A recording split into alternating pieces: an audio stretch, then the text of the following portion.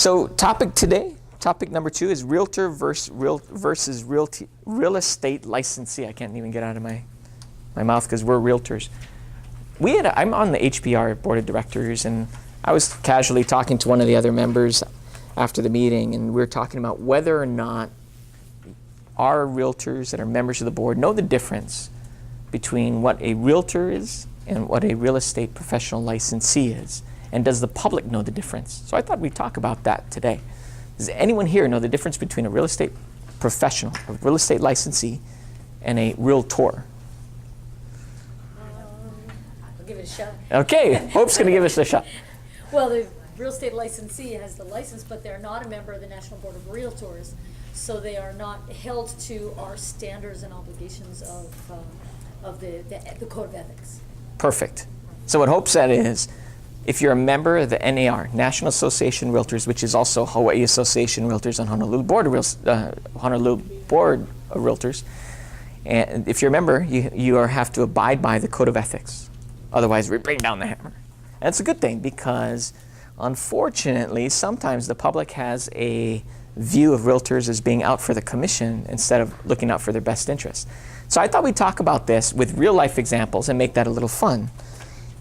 And I gave you our Code of Ethics, the Realtor's Pledge and our Code of Ethics. And we have 3 sections of the different articles of the Code of Ethics. And we'll go through a few of these. They're broken out in 3 ways. One is duties to our clients. That's number 1. That's very important. Duties to the public and duties to realtors. So let's look at the first one. If you think of an idea where you think, wow, I run across something often that sometimes it's not in alignment with this article, shout it out, because I think that gives us real life examples so we can continue to learn from it. So Article 1, realtors protect and promote their clients' interest while treating all parties honestly. So there's 2 parts here, right? Protect and promote their clients' interest and be honest to others. Here's an example that I hear all the time. Hey, you know, the other agent told me that they have another offer. Do you think they really have another offer? Because my buyer wants the place, but they don't want to overpay over appraisal value. I hear that one all the time. And my answer is, well, the Code of Ethics says that they have to be honest, so I'm sure they have another offer. But that's just a good example on why we have the Code of Ethics. Because that makes sure that people are going to follow that, and it makes a big difference when you have 1 offer versus 2. So that's a practical reason, an example on why the Code of Ethics is important. So again, that one's promote your client's interest and all parties honestly. Does that make anyone think of anything else, that one article? Something that you come into practice with? No? Okay. One thing I think of is, I just ran into this too, where a client that's not happy called me, and their concern is that the realtor is putting their interest on getting commission ahead of the client's interest. I was 100% confident that that wasn't true in this case. But can you see where the clients think that? I think that's the most common thing they think about realtors. You're out for a commission because you don't make money unless it closes. And isn't that a temptation for realtors? How can we put this deal together? I do hear that out there. From the other side, I hear it all the time. How can we put this deal together? And that's wrong. It's how can we do what? Help our client and represent our client. And if it's not the right house, then don't buy this house. We'll help you find the right house and earn a commission on it. That's why realtors have a public perception of wanting money and not helping the client. And we really need to have these Code of Ethics to make sure we're focused on the client and not our commission. Very, very important. Okay, number 2. Realtors refrain from exaggeration, misrepresentation, or concealment of pertinent facts related to property or transactions. Wow. We're salespeople, aren't we? Oh, exaggeration. So have facts to back whatever you say. Okay, number 3, realtors cooperate with other real estate professionals to advance their client's best interest. Can anyone think of something there that in our practice, sometimes if something's not lived up to, how it affects our service or transactions? Timelines. What do you mean by timelines, Brandy? Being or paying attention to timelines, either their side or our side. Okay, not paying attention to timelines, getting responses from timelines. So I'm glad you brought that one up. So it's even from the very beginning. I would say 10% of the time we will put an offer into the property. And remember, offers have expiration dates, right? And what happens after the expiration date of a purchase contract? It's done. It's null and void. You'd have to extend it in writing or counter it to create a new expiration date. 10% of the time, we don't get a response by the expiration date.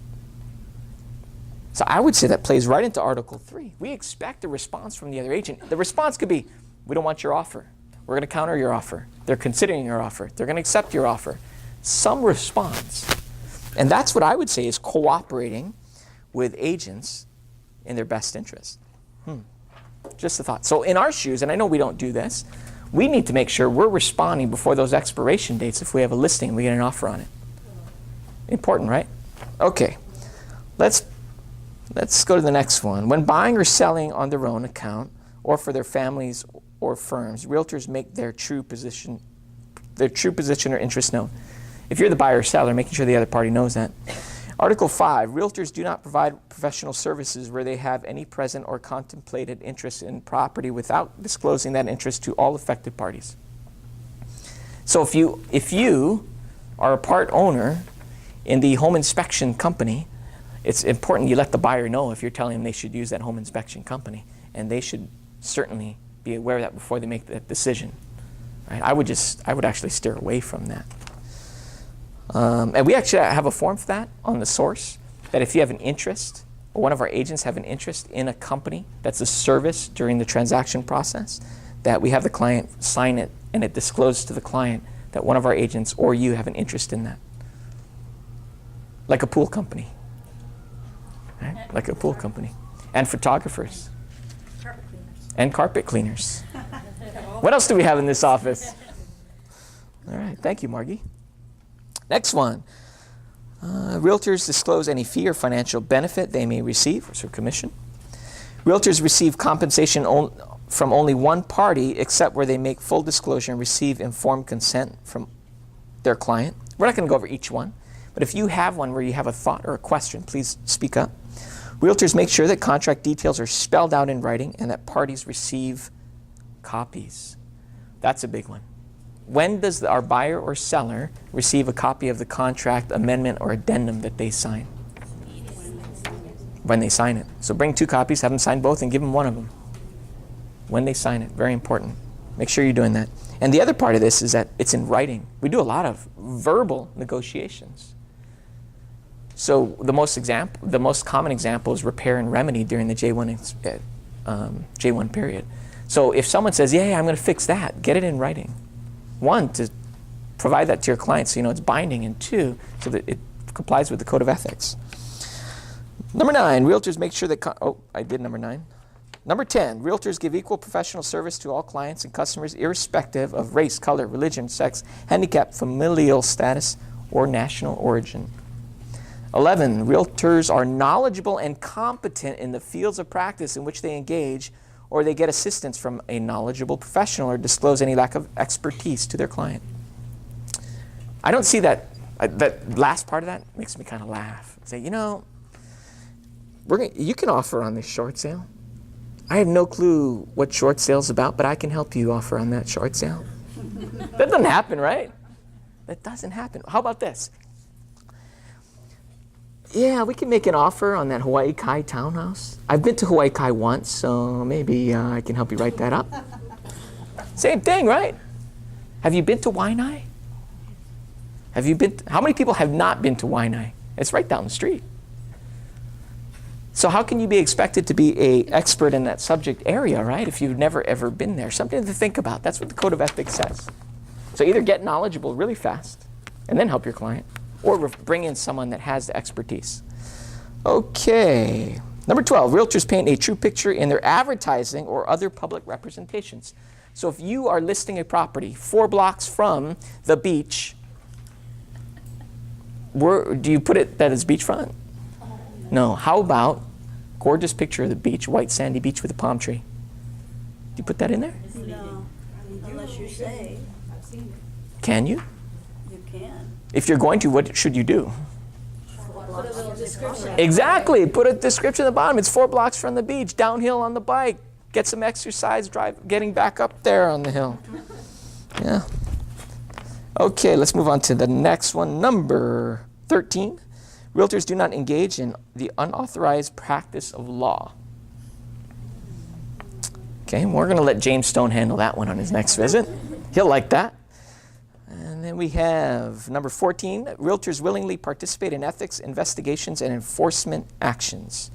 So that means if there's a complaint with the board and you're called as a realtor to be a witness or to be a party of it, that you're going to participate in it. Because none of this works unless we do that. Article 15, realtors make only truthful, objective comments about other real estate professionals. Whew. That was challenging, but important. Important. We don't talk bad about each other. We have to have facts behind what we say, right? So if we're going to describe a situation, you should describe the facts, not your opinion of that other realtor. That's why we have such a happy world that we live in realtors, because we have to talk good about each other. We smile all the time. It's like that song we played before the meeting, right? The happy song. You want me to sing it? You're supposed to say no at this time.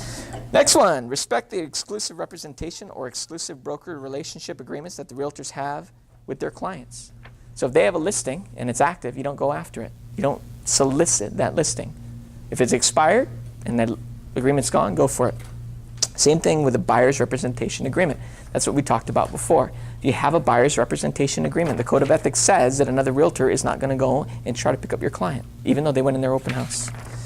Okay, last one. Realtors arbitrate financial disagreements with other realtors and with their clients. So let's help each other save money by going through mediation, arbitration through the board, which the contract also says, and our agreement and the Code of Ethics says, so we can mutually find solutions to challenges. Any questions? You see how this plays into our everyday life as a realtor? And can you see what happens if people are not a member of the National Association of Realtors? So would you worry if you are working with an agent on the other side and they're not a member of the National Association of Realtors? A little bit. A little bit? Because if they were, if they weren't and they believed in this stuff, they should probably make sure that they were, so people would know that. Yeah, you may worry about it because why aren't they a member? Did they not comply with this? Do they not believe in it? Or is it just a monetary thing where they don't want to pay the money? You would know by on the first page of the contract, you have to check a little box to say you're a member of NAR or not. So that's how you would know. Or you can ask them, right? Okay. Any questions? If you ever have any questions, and if anyone's doing something correctly, you would just look at this document. If you go to realtor.org, that's NAR's website, it's right on there. And this is called the Code of Ethics and Realtor's Pledge of Performance and Service.